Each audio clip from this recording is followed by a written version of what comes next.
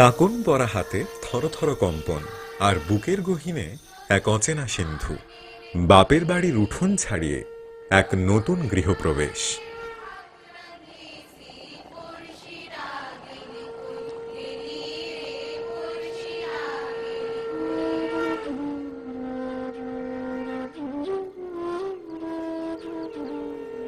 পরের ঘরের ঘ্রাণে যখন ফেলে আসা শৈশবের সুবাস আবারও পেতে চায় মন, তখন অচেনা হাতের চেনা পরশে বিষাদ ধুয়ে দুই চোখে জাগে হাসির দর্পণ।